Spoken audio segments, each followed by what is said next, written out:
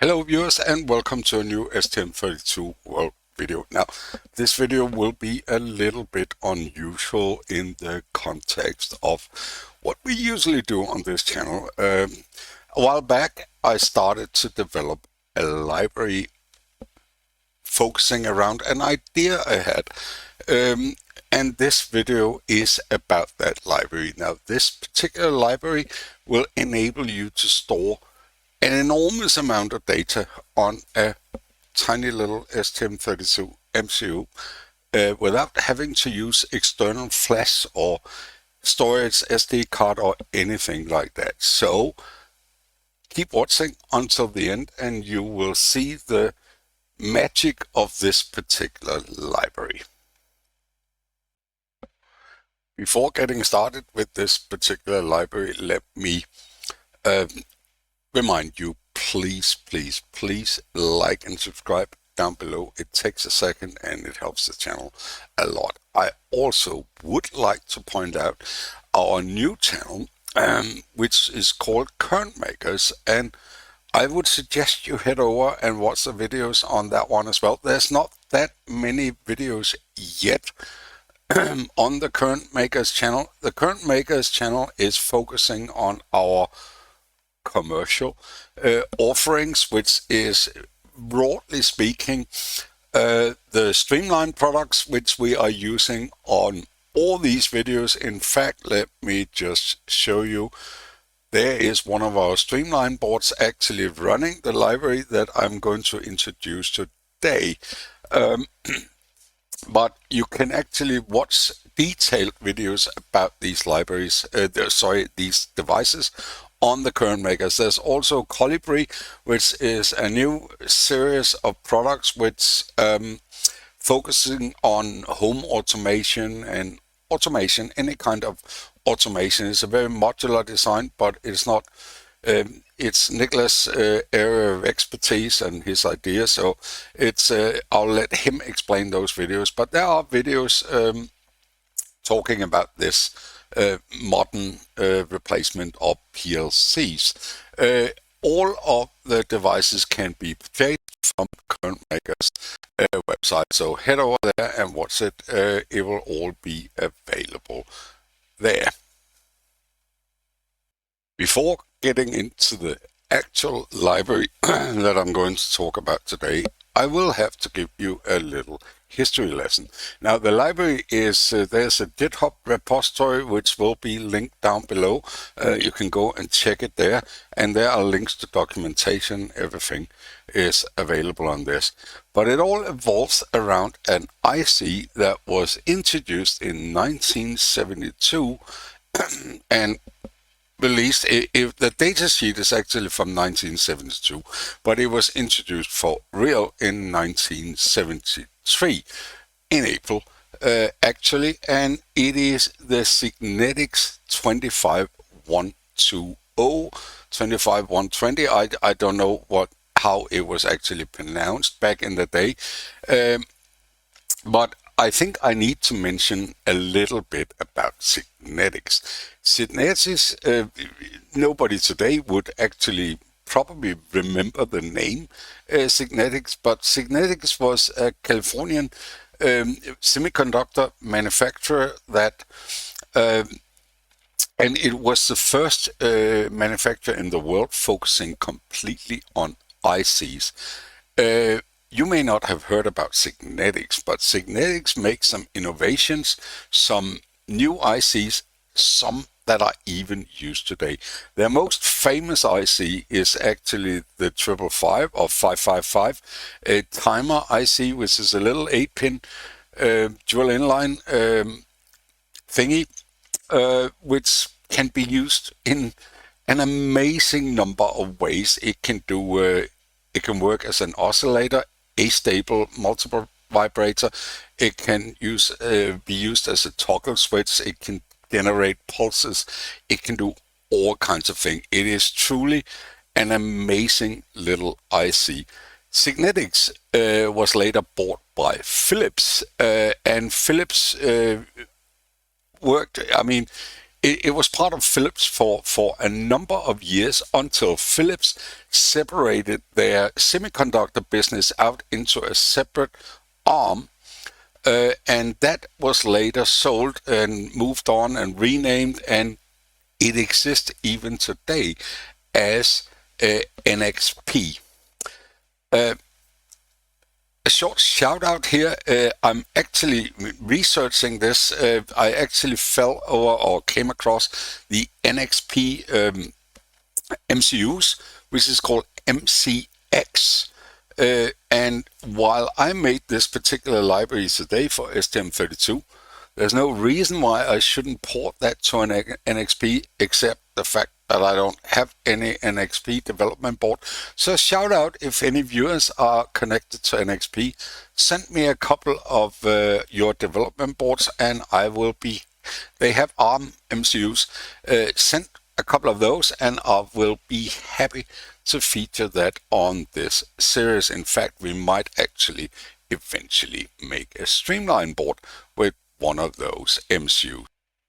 Let's dig into what this library, or indeed what the 25120 IC was all about.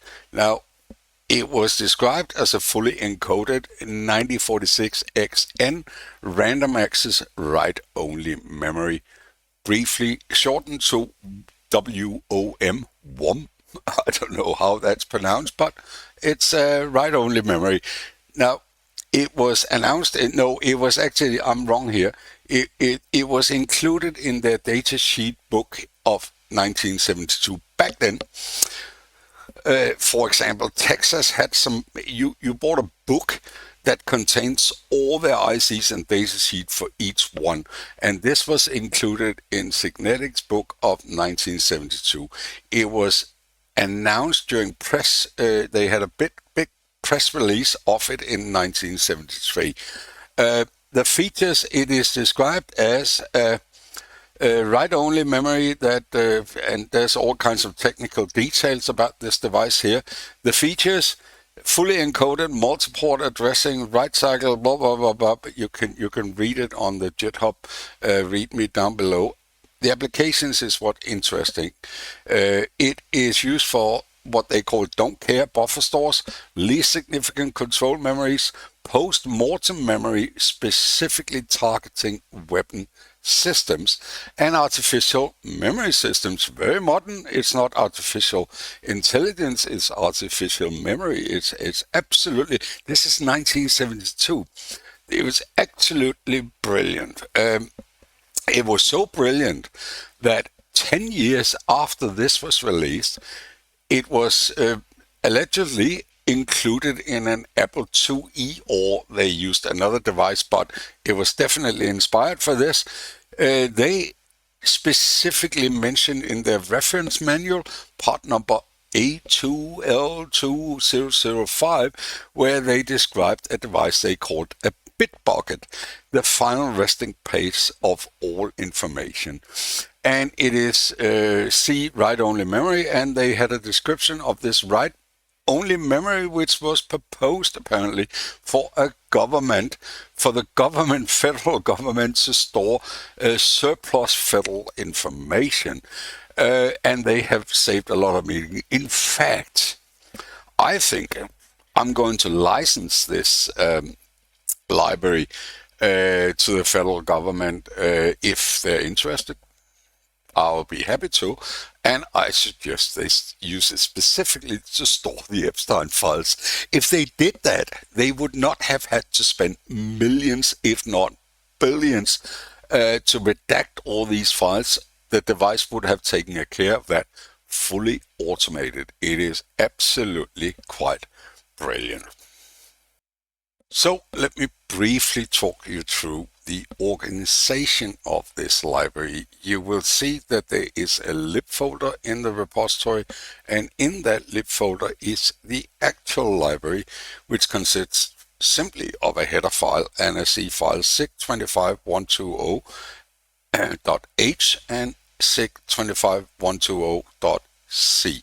Now, there's also an example folder, and in this example folder you will find two projects at the moment. You will find the F407, which symbolic link to that library that I showed before, and this is an STM32 Cube IDE project. You will also find a bare metal project in here, and I will now actually demonstrate both of these. First, before we do anything else, let's fire up microcom down here to show the serial output from the MCU, and of course this run on our streamline board up here.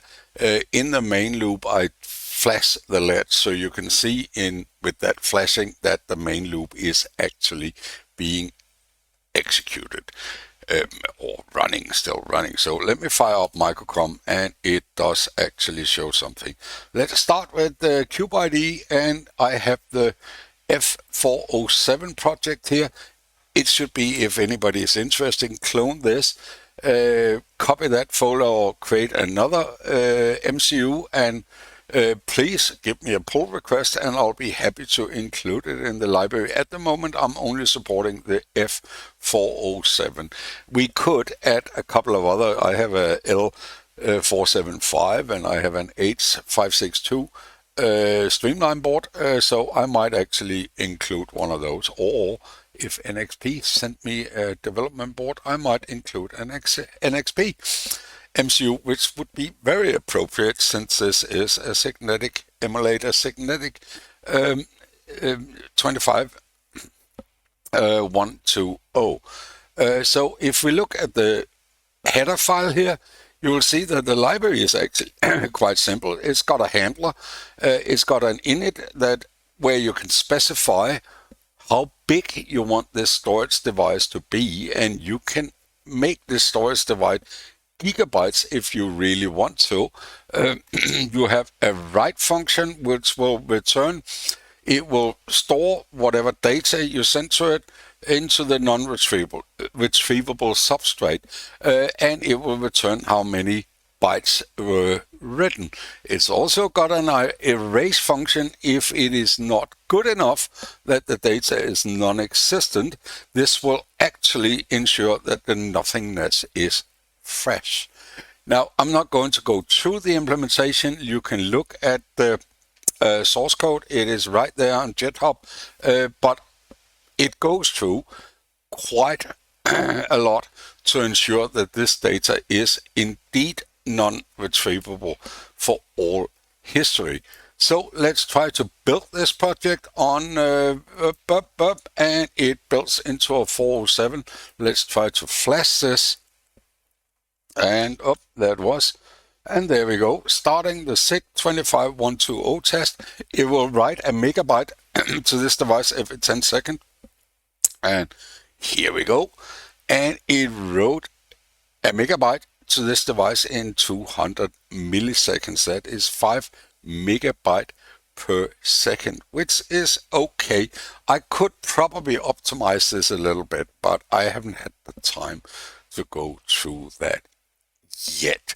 So that was the Cube IDE project, but I also did a bare metal one, which is the Signetic 25102 simulator, and it pretty much works in exactly the same way. In the main loop, I initialize the core or the library. This is my own bare metal library, matching the bare metal series, and again, every next text here, it erase this actually used the erase function as well. I don't think I did that in the Cube IDE version, and then it writes the megabyte out to the SIG25102 device, and it keeps doing that. So let's try to let's try to clean this. Let's try to build it. And it has been built, and it takes 8.5 kilobyte of binary, which we know from an earlier video, 5K of that is actually printf. So we are talking probably less than 2 kilobyte of data. It's a very, very efficient library, I would say. So let's try to flash that. And here we go. And you see it's been initialized with a core clock of 168 megahertz. And there we go. It actually writes a little bit faster than the Cube ID project. I haven't looked into why that is, but it's just a little bit more efficient, which is quite impressive, I think. So that is about it. Let me know in the comments down below what you think about this library. If you want to try it out, the source code is right there in GitHub. So simply go to this GitHub repository. I will link it down below, and let me know what you think of it. I'm quite exciting. You can dump an enormous amount of data into this device, and I guarantee you it will never ever be decrypted or retrieved. It can be used to such an enormous amount of projects where this could be really, really useful. Go check it out. I'm very excited about it. And as usual, have a wonderful rest of April the 1st.